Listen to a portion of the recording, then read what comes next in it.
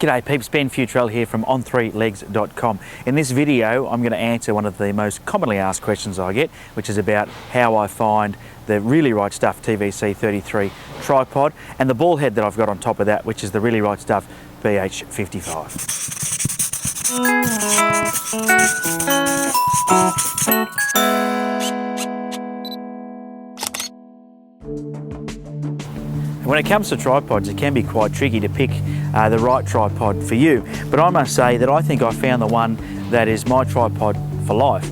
And when I tell people that I've got the Really Right Stuff tripod, the first comment that I get is, geez, that's expensive. But I want you to have a think about something for a second.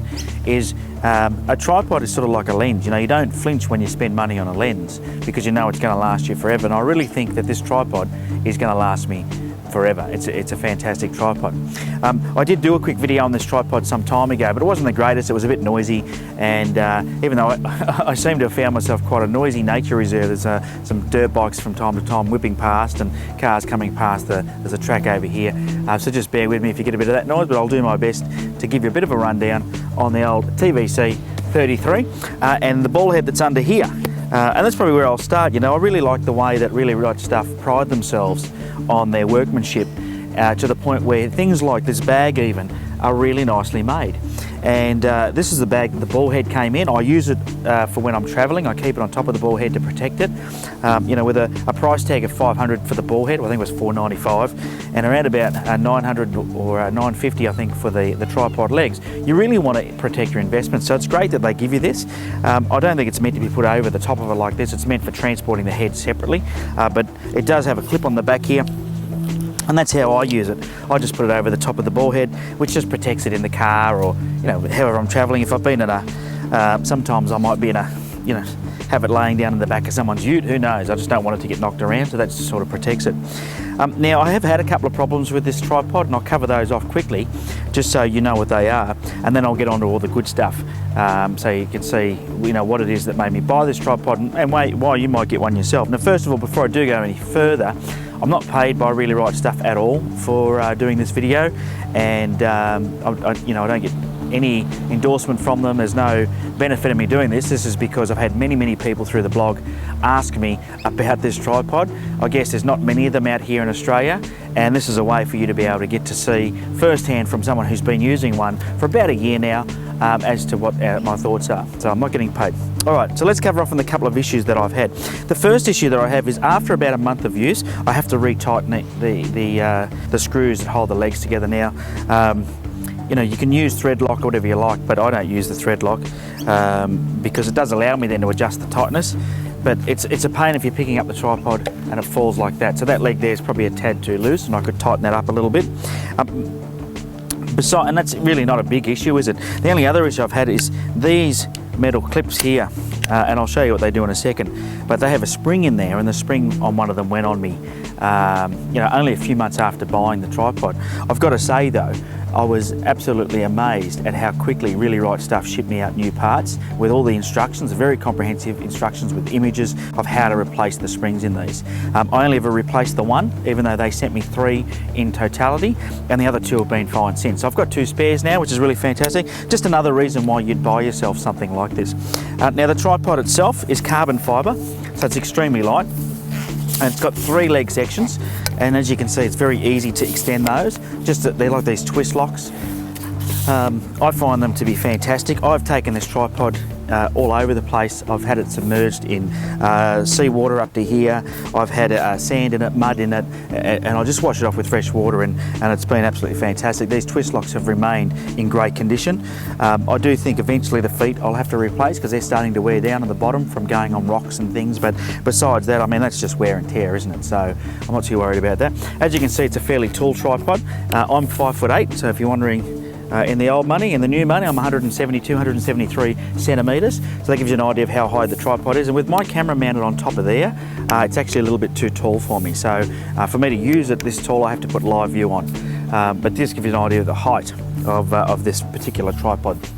The other thing that I love about this tripod is it doesn't have a centre pole, and in fact that's the main reason why I selected this particular tripod.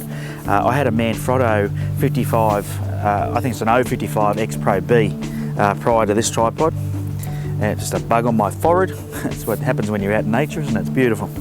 I had the BH-55 X Pro B. It was an aluminium tripod. It had a centre column, but what that didn't allow me to do as a landscape photographer, and I'll show you what I can do with this one, the reason not having a centre pole is so good, is that if I want to get down really, really low and shoot really low, it's a matter of seconds and I'm down here. Now I hope you can see that, this point of view, field of view. But as you can see, that now would be around about 8 inches off the deck. I've got no centre pole getting in my way, and it was very, very simple. It didn't take me long at all. I can then adjust the height up a little bit if I want. Just go one click on those. Like I said, they're all spring loaded. So once again, very, very simple. And I can bring it back in like that. Very, very simple. Has a hook underneath. I have a couple of carabiners on me, and I'll hang, usually I have a shopping bag in my camera bag, and if it's a bit windy and I want to weight it down, then I just hang a bag full of rocks off the bottom of that. If you're wondering what that hook is for, by the way, because most tripods have that. So this sort of gives you an idea of what the tripod can do. Like I said, it's very light, carbon fibre. One of the comments I do get a lot is it's big. Yes, it is big. There's no hiding that. Is it cumbersome? Look, sometimes it is a little bit big, and I do have a smaller tripod which I take with me sometimes, but 95% of the time I just suck it up and I take this one. Why? Because it's so damn good. It is really, really sturdy. I've seen videos with people hanging off of them. I'm not going to do that to mine because I weigh a lot, and I don't want to break it. But I have seen people hanging off the centerpiece of this tripod. I think an 80 or 90 kilo guy. So, it just goes to show you the strength and durability that's in this. Now, of course, no tripod is complete without a head. For those of you who are probably new to buying a tripod, usually the head is a separate piece of equipment unless you're buying a cheaper tripod. So with Really Right Stuff, it's no different. You get to choose what type of head you want. Now, I've picked the BH-55. Now, the BH-55 is like a masterpiece, an engineering masterpiece. And it's a ball head. It's very, very fluid, works very well. I've chosen the lever locking system. It's like an Arca Swiss plate goes in there. My Really Right Stuff L bracket fits in there.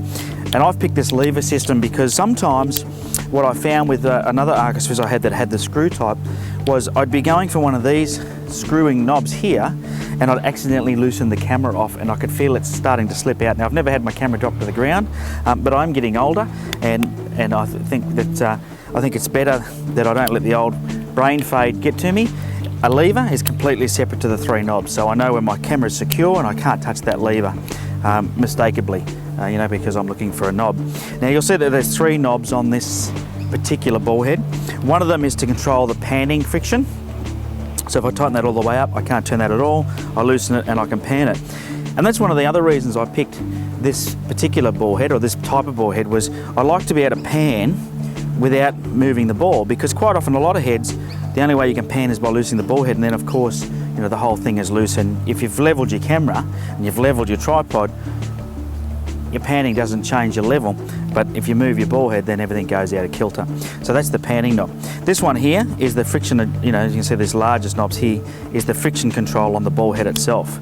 So you can see that it's sort of controlling. Now I can control the overall friction with this one here. So if I tighten that right up and loosen it off, it doesn't matter, I still can't move it. So, the goal is to adjust it so it's nice and fluid with the camera on it, and then I can use this bigger knob here and don't need to touch that one again once I've set it. So, it does get knocked sometimes as I'm putting the bag on and off and things, so it does have to be readjusted. But that's the BH-55 ball head. So if you're in the market for a new tripod and you do a lot of shooting on a tripod like I do, probably 98% of my shooting would be on a tripod, and you want something that's really, really, really steady and sturdy, that's going to hold up to wind, waves, whatever you throw at it, then I can't recommend it enough.